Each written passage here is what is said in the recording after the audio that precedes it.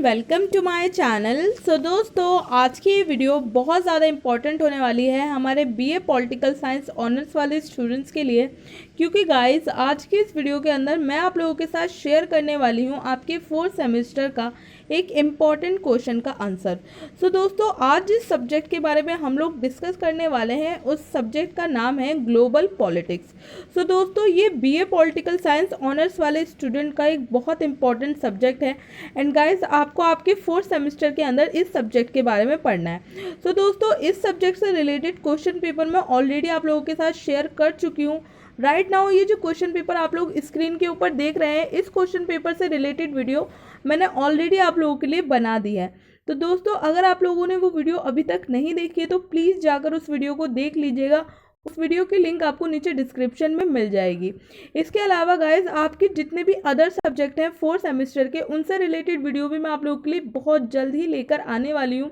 And guys मैं आप लोगों को इस चीज़ की श्योरिटी देती हूँ कि जो क्वेश्चन मैं आप लोगों को कराने वाली हूँ यह आप लोगों के एग्जाम में आप लोगों की बहुत ज़्यादा हेल्प करेंगे एंड काफ़ी सारे क्वेश्चन आप लोगों को आपके एग्जाम में देखने को मिलेंगे।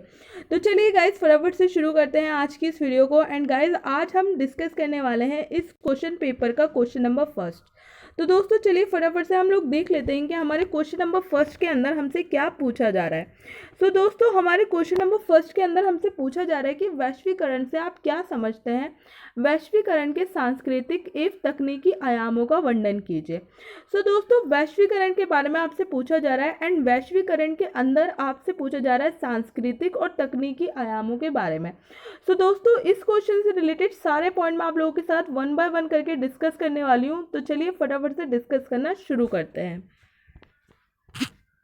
दोस्तों हमारा जो सबसे पहला और इम्पॉर्टेंट पॉइंट है वो है हमारा परिचय। तो परिचय आप लोगों को कुछ इस तरीके से देना है कि वैश्वीकरण का शाब्दिक अर्थ है स्थानीय या क्षेत्रीय वस्तु या घटनाओं के विश्व स्तर पर रूपांतरण की प्रक्रिया। इसे एक ऐसी प्रक्रिया का वर्णन करने के लिए भी प्रयुक्त किया जा सकता है जिसके द्वारा पूरे विश्व के लोग मिलकर एक समाज बनाते हैं तथा एक साथ कार्य करते हैं। ये प्रक्रिया आर्थिक, तकनीकी, सामाजिक और राजनीतिक ताकतों का एक संयोजन है।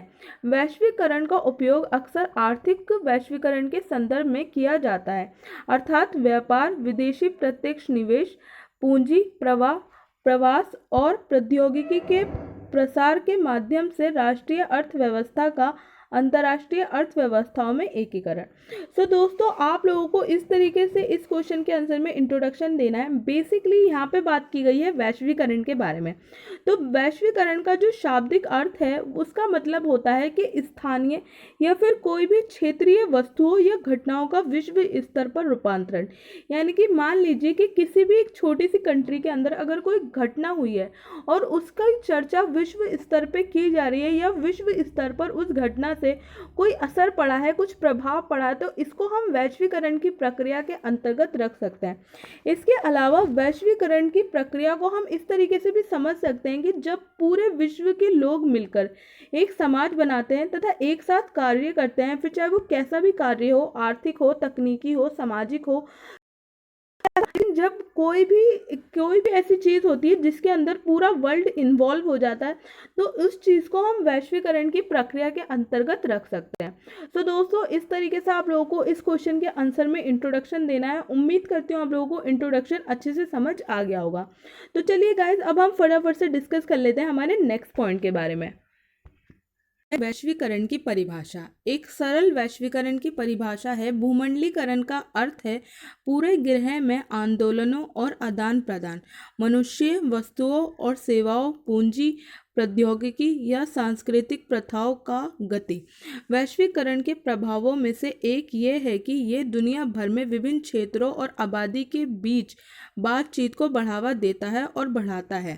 दोस्तों अगर हम बात करते हैं वैश्वीकरण की एक सिंपल डेफिनेशन की, तो बेसिकली अगर हम बोलें कि भूमंडलीकरण का क्या अर्थ है, तो भूमंडलीकरण का अर्थ यहाँ पे बताया गया है आंदोलनों या फिर चीज़ों का आदान प्रदान। अब वो चीज़ें कैसी भी हो सकती हैं, मनुष्य हो सकता है, कोई वस्तु हो सकती है, कोई सेवा हो सकती है, पूंजी हो सकती है, प्रौद्योगिकी हो सकती है, सांस्कृतिक प्रथाएं हो सकती हैं या फिर कुछ और हो सकता है।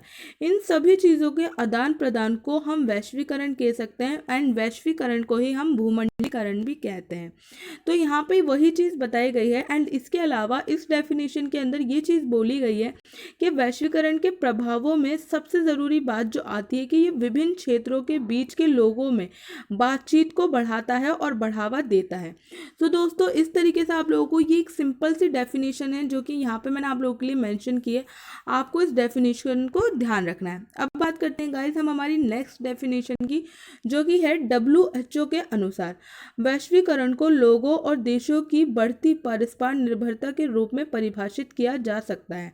आमतौर पर दो अंतर संबंधित तत्वों को शामिल करना समझ आता है, वस्तुओं, सेवाओं, वित्तीय, लोग, विचारों के तेजी से प्रवाह के लिए अंतर्राष्ट्रीय सीमाओं का उद्घाटन और राष्ट्रीय और अंतर्राष्ट्रीय स्तर पर संस्थानों और नीतियों में परिवर्तन जो इस तरह के प्रभावों को सुविधाजनक या बढ़ावा देता है। सो गाइस WHO के अनुसार वैश्वीकरण की जो डेफिनेशन है वो इस तरीके से है कि लोगों और देशों की बढ़ती हुई परस्पर निर्भरता, यानी कि आज के टाइम में वैश्वीकरण के इस युग में आज लोग एक दूसरे के ऊपर निर्भर हो रहे हैं और इतना ही नहीं कुछ देश भी एक दूसरे के ऊपर निर्भर हो रहे हैं। जैसे कि गाइस आप लोगों को पता है कि आज एक देश के अंदर हर काम नहीं किया जा सकता, उसे कुछ ना कुछ अदर कंट्रीज से मंगाना पड़ता है, फिर चाहे वो टेक्नोलॉजी हो, कोई सामान हो या कुछ भी हो। बहुत सारे देश ऐसे हैं जो कि बहुत सारी चीज़ों को इधर से उधर इम्पोर्ट करते हैं, एक्सपोर्ट करते हैं। तो इन सारी चीज़ों को ही WHO के अनुसार वैश्वीकरण की प्रक्रिया के अंदर शामिल किया जाता है एंड इस तरीके से WHO ने वैश्वीकरण की डेफिनेशन दी है। सो दोस्तों आप लोगों को ये दोनों डेफिनेशन ध्यान रखनी है, इंपॉर्टेंट है आप लोगों के लिए एंड गाइस आपको इनको अपने एग्जाम के अंदर ज़रूर मेंशन करना है। तो चलिए गाइस अब हम बढ़ते हैं हमारे नेक्स्ट पॉइंट की तरफ, जो कि है वैश्वीकरण के सांस्कृतिक आयाम।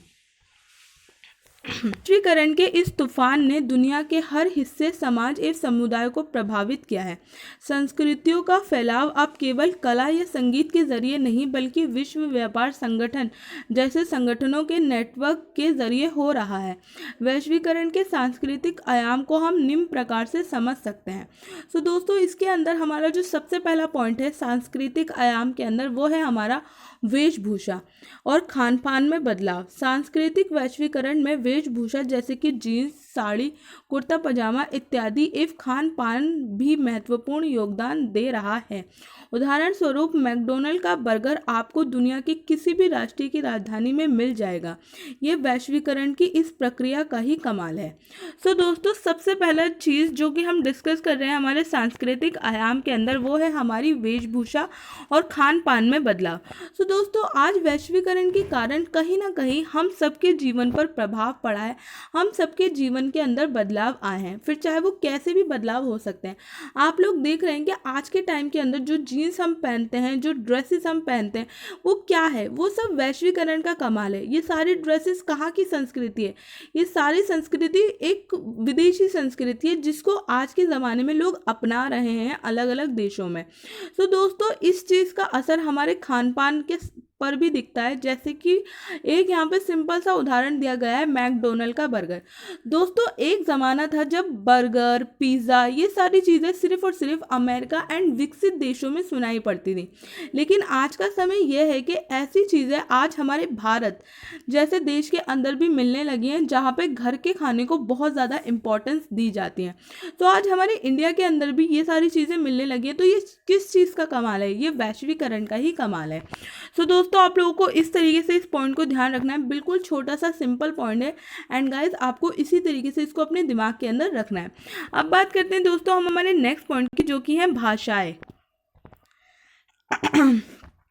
आसानी से बढ़ रहा है। वैश्वीकरण की इस वृद्धि का सकारात्मक और नकारात्मक दोनों तरह का प्रभाव भाषाओं पर पड़ा है।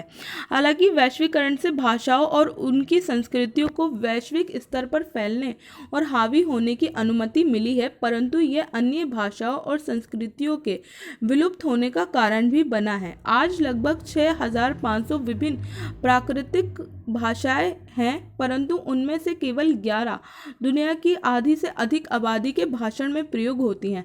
वे 11 भाषाएं हैं Mandarin, Chinese, Spanish, Hindi, French, Bengali, पुर्तगाली, रूसी, जर्मनी, जापानी, अरबी और अंग्रेज़ी। गैरिक बेल और जेम्स पिपले की पुस्तक के अनुसार विलुप्त होने वाली भाषाओं का अनुमान 15वीं सदी से 4000 से 9000 तक है। भविष्य के लिए अन्य अनुमानों का अनुमान है कि वर्तमान भाषाओं का केवल 10% 22वीं शताब्दी में जारी रहेगा। सो दोस्तों, वैश्वीकरण का जो नेगेटिव इम्पैक्ट या फिर पॉजिटिव इम्पैक्ट अगर हम कहें तो वो हमारी लैंग्वेजेस के ऊपर भी पड़ा है, और लैंग्वेजेस वाला पार्ट भी हमारी सांस्कृतिक आयाम के अंदर ही आता है। तो अगर हम बात करते हैं भाषाओं के बारे में, तो दोस्तों आप लोगों को पता है कि दुनिया के अंदर काफ़ी सारी भाषाएं जो बोली जाती हैं। कुछ भाषाएं इंटरनेशनल लेवल पर फेमस हैं जिन्हें काफ़ी सारे लोग बोलते हैं, लगभग ऑलमोस्ट पूरा वर्ल्ड ही बोलता है। जैसे कि अगर हम बात करें इंग्लिश की, अगर आज हम इंग्लिश की बात करते हैं तो इंग्लिश आज एक ग्लोबल लैंग्वेज है। लेकिन ऐसा ज़रूरी तो नहीं है ना कि इंग्लिश सभी को समझ आए या सभी उसको सीखें, क्योंकि लोगों को अपनी खुद की भाषाएं भी बहुत ज़्यादा पसंद होती हैं। पर वैश्वीकरण ने आज कुछ ऐसे हालात बना दिए हैं कि बिना इंग्लिश को सीखे आज लोगों का काम नहीं चल रहा है, क्योंकि आज वैश्वीकरण के कारण ही हम अपने देश से बैठकर बाहर विदेश के लोगों के साथ बात कर सकते हैं। और जाहिर सी बात है कि जब हमें किसी अदर कंट्री के पर्सन के साथ बात करनी है तो उस टाइम पे हमें कोई एक ऐसी लैंग्वेज चाहिए जो कि एक ग्लोबल लैंग्वेज हो, जिसे सामने वाला पर्सन भी समझ सके और हम भी उसको ईजिली बोल सकें या फिर समझ सकें। तो इसी तरीके से आज इस चीज़ को यहाँ पे इस पॉइंट के अंदर बताया गया है कि वैश्वीकरण ने जहाँ एक तरफ लैंग्वेजेस को फैलने का मौका दिया है, लोगों तक पहुँचने का मौका दिया है, वहीं बहुत सारी ऐसी लैंग्वेजेस हैं, हमारी बहुत सारी ऐसी भाषाएं हैं जिनको वैश्वीकरण के कारण ख़त्म होना पड़ा है, जिनका अंत हो गया है वैश्वीकरण के कारण। सो दोस्तों, इस तरीके से आपको इस पॉइंट को ध्यान रखना है। उम्मीद करती हूँ आप लोगों को अच्छे से क्लियर हो गया होगा। अब बात करते हैं दोस्तों हम हमारे नेक्स्ट पॉइंट की, जो कि है परिवार प्रणाली। कुछ लोगों द्वारा ये तर्क दिया गया है कि वैश्वीकरण ने आज के समय में पूर्व में प्रचलित संयुक्त परिवार प्रणाली को एकल परिवार के रूप में रूपांतरित कर दिया है। वृद्ध आश्रमों की बढ़ती संख्या को प्रिय इस विचार के प्रस्तावकों द्वारा एक साक्ष्य के रूप में पेश किया जाता है। हालांकि अन्य ये तर्क देते हैं कि जुड़ाव की संस्कृति अभी भी विद्यमान है तथा वास्तव में ऐसे एकल परिवार जिनमें माता पिता और उनके अविवाहित बच्चों के अतिरिक्त उनका कोई ऐसा संबंधी जो तलाकशुदा, अविवाहित हो या जिसके जीवन साथी की मृत्यु हो चुकी हो की संख्या बढ़ रही है। अन्य लोगों द्वारा आगे तर्क दिया गया है कि नगरीय क्षेत्रों में विभिन्न कारकों के कारण संयुक्त परिवारों की संख्या में हुई वृद्धि सांस्कृतिक पूर्ण स्थापना को इंगित करता है। तो दोस्तों यहाँ पे बताया गया है परिवार प्रणाली। दोस्तों आप लोगों को पता है कि हमारे इंडियन कल्चर की जब हम बात करते हैं, हमारी इंडियन संस्कृति की जब हम बात करते हैं, तो फैमिली एक बहुत ज़्यादा इम्पॉर्टेंट पार्ट है हमारे भारतीय संस्कृति का। और हमारे भारतीय संस्कृति में पुराने समय से ही ये प्रथा चली आई है कि सारा परिवार एक साथ मिलकर रहता है, जिसको हम जॉइंट फैमिली के नाम से जानते हैं। लेकिन बहुत सारे लोग ये तर्क देते हैं कि आज वैश्वीकरण की प्रक्रिया के कारण ये जो जॉइंट फैमिली वाला सिस्टम है ये खत्म होता जा रहा है, क्योंकि लोगों के ऊपर अब विदेशी संस्कृति का प्रभाव पड़ने लगा है। तो लोग अब अपने परिवार से दूर होते जा रहे हैं। वो फ्रीडम के नाम पर अपने परिवार से अलग हो जाते हैं, क्योंकि उनको ऐसा लगता है कि एक संयुक्त परिवार के अंदर, एक जॉइंट फैमिली के अंदर उनको ज़्यादा फ्रीडम नहीं मिल पाएगी। लेकिन वहीं दूसरी ओर कुछ लोग ये तर्क भी देते हैं कि ऐसा कुछ नहीं है, हमारी संस्कृति बहुत महान है और कोई विदेशी संस्कृति इसको बदल नहीं सकती है। तो दोस्तों इस तरीके से आपको इस पॉइंट को ध्यान रखना है। ये भी हमारे कल्चर वाले पॉइंट के अंदर आता है, सांस्कृतिक पॉइंट के अंदर आता है। सो दोस्तों यहाँ पे हमारे सांस्कृतिक आयाम के सारे पॉइंट फिनिश होते हैं। अब हम बात करते हैं हमारे वैश्वीकरण के तकनीकी आयाम के बारे में। सो दोस्तों तकनीकी आयाम के बारे में भी हमारे क्वेश्चन के अंदर हमसे पूछा गया है। तो यहाँ पे बताया गया है कि वैश्वीकरण एक ऐसी व्यवस्था है जिसका उदय विज्ञान तथा तकनीक के क्षेत्र में विकास के कारण हुआ है एवं जिसका प्रयोग व्यापार तथा वाणिज्य के क्षेत्र में हुआ। इस दृष्टिकोण से वैश्वीकरण में तकनीक की महत्वपूर्ण भूमिका रही है। वैश्वीकरण के तकनीकी आयाम को हम निम्न प्रकार से समझ सकते हैं। सबसे पहला पॉइंट है हमारा दोस्तों, वो जो हमारा सबसे पहला पॉइंट है वो है टेलीविज़न का आविष्कार। तकनीक के क्षेत्र में हुए क्रांतिकारी परिवर्तनों ने दुनिया को वास्तव में एक वैश्विक ग्राम बना दिया है। संचार व्यवस्था में आई क्रांति ने विश्वव्यापी संपर्क को काफ़ी तेज कर दिया है, जैसे कि टेलीविज़न। आज वैश्वीकरण की प्रक्रिया के साथ टेलीविज़न की पहुंच शहर की आबादी के 20% से बढ़कर शहर की आबादी के 90% तक पहुंच गई है। यहाँ तक कि ग्रामीण क्षेत्रों में भी उपग्रह टेलीविज़न का बड़ा बाजार है। तो दोस्तों, वैश्वीकरण के अंदर जब हम बात करते हैं तकनीक की या फिर टेक्नोलॉजी की, तो टेक्नोलॉजी ने हमारी दुनिया को आज पूरी तरीके से बदल दिया है। इसके अंदर कोई शक नहीं है। टाइम टाइम पे हुए आविष्कारों ने हमें एक बहुत अच्छी टेक्नोलॉजी प्रोवाइड की है, जिसके ज़रिए हम पूरे विश्व से कनेक्ट हो सकते हैं। इसी के अंदर जो सबसे पहला नाम आता है वो है टेलीविज़न। तो दोस्तों, जब टीवी का आविष्कार हुआ तो इसके ज़रिए लोगों की जो संचार व्यवस्था है वो बहुत तेज़ हो गई। अब लोग टीवी के ज़रिए एक अपने देश में बैठकर विदेश में क्या हो रहा है ये जान सकते हैं। तो दोस्तों, इस पॉइंट को आपको इस तरीके से ध्यान रखना है। उम्मीद करती हूँ आप लोगों को ये पॉइंट क्लियर हो गया होगा। अब बात करते हैं दोस्तों हमारे नेक्स्ट पॉइंट की, जो कि है इंटरनेट का आविष्कार। वैश्वीकरण के कारण आज शहरों में इंटरनेट की सुविधा हर जगह उपलब्ध है और ग्रामीण क्षेत्रों तक भी इंटरनेट सुविधाओं का विस्तार हो रहा है। इंटरनेट और वैश्वीकरण ने व्यापार की दुनिया को मौलिक रूप से बदल दिया है। इसने कंपनियों को अपनी प्रतिस्पर्धात्मकता बढ़त और उत्पादकता में सुधार करने में सक्षम बनाया है। आज इसीलिए सूचनाओं की पहुंच की गति और इलेक्ट्रॉनिक लेन देन के कारण संयुक्त राज्य अमेरिका में स्थित एक कंपनी को बेंगलोर में एक ग्राहक को अपना सामान बेच सकती है। सो दोस्तों, इंटरनेट के आविष्कार ने तो पूरे वर्ल्ड को पूरी तरीके से बदल ही दिया है। अभी तक के जितने भी हमारे आविष्कार हुए हैं, फिर चाहे वो रेडियो हो, टीवी हो या फिर कुछ और हो, उन सभी आविष्कारों से बढ़कर है इंटरनेट का आविष्कार।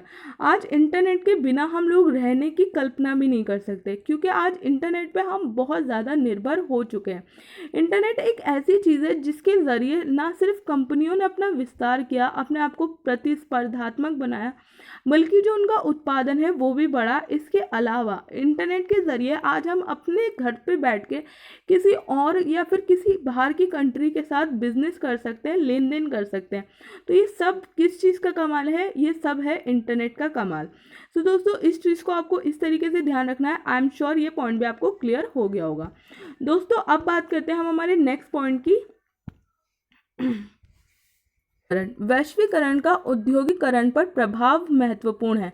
पहली औद्योगिक क्रांति के बाद से औद्योगिकरण ने अंतर्राष्ट्रीय व्यापार को प्रभावित किया और इस प्रक्रिया को तकनीक ने और भी प्रभावी बना दिया। विशेष रूप से परिवहन और दूरसंचार में हुए तकनीकी विकास ने इस पे बहुत बड़ा प्रभाव पड़ा। व्यापार और संचार में वृद्धि के साथ अधिक से अधिक कंपनियां भूमि और समुद्र के आर पार अपनी पहुंच बढ़ा रही हैं। ये सब तकनीक के विकास के कारण ही आज संभव हो पाया है। सो दोस्तों, इंडस्ट्रियलाइजेशन यानी कि औद्योगिकरण को भी वैश्वीकरण ने बढ़ाया है एंड तकनीक ने इसके अंदर एक बहुत ज़्यादा इम्पॉर्टेंट रोल प्ले किया है। आज हमारी जितनी भी इंडस्ट्री है वो सारी टेक्नोलॉजी के बेस पे ही चल रही है, क्योंकि अगर टेक्नोलॉजी डेवलप ना हुई होती तो आज भी हमारी कंपनियां पुराने तरीके से ही काम कर रही होती। सो दोस्तों, ये हो गया हमारा नेक्स्ट पॉइंट। उम्मीद करती हूँ ये पॉइंट भी आपको क्लियर हो गया होगा। अब जो हमारा आखिरी पॉइंट है गाइस, जो कि आप लोगों को बिल्कुल भी मिस नहीं करना है, वो है हमारा निष्कर्ष। तो दोस्तों, लास्ट में आपको एक बिल्कुल छोटा सा निष्कर्ष लिखना है, जो कि आप इस तरीके से लिखेंगे कि अंत में हम इस निष्कर्ष पर पहुंचते हैं कि वैश्वीकरण आज दुनिया के कोने कोने तक फैल चुका है तथा इसके सांस्कृतिक और तकनीकी आयामों ने आज मनुष्य के जीवन को बहुत हद तक प्रभावित किया है तथा इन प्रभावों को उसके व्यवहार और बर्ताव में साफ साफ देखा जा सकता है। इस तरह आज वैश्वीकरण ने संपूर्ण मानव जीवन को बदलने की प्रक्रिया शुरू कर दी है। सो दोस्तों, ये हो गया हमारा निष्कर्ष। उम्मीद करती हूँ गाइज अभी तक के आप लोगों को सारे पॉइंट क्लियर हो गए होंगे। मैंने कोशिश की आप लोगों को अच्छे से एक्सप्लेन करने की, लेकिन अगर आपको फिर भी कोई चीज़ समझ ना आई हो तो आप लोग मुझे नीचे कमेंट करके पूछ लीजिएगा। अलावा अगर इस वीडियो में की हुई मेरी मेहनत आपको अच्छी लगी हो तो प्लीज़ इस वीडियो को ज़्यादा से ज़्यादा लाइक कीजिएगा। आप लोगों के लाइक्स मेरे लिए बहुत मैटर करते हैं, क्योंकि आप लोग जितना ज़्यादा लाइक करते हैं उतना ज़्यादा मुझे मोटिवेशन मिलता है वीडियोस बनाने का। एंड यस गाइज, इस वीडियो के ऊपर आपको 1000 लाइक कंप्लीट करने हैं अगले 2 दिनों के अंदर। तो उम्मीद करती हूँ गाइज आप लोगों को चीज़ें पसंद आई होंगी। सो दोस्तों, आज की इस वीडियो में बस इतना ही। मिलती हूँ नेक्स्ट वीडियो के अंदर, तब तक के लिए थैंक यू सो मच।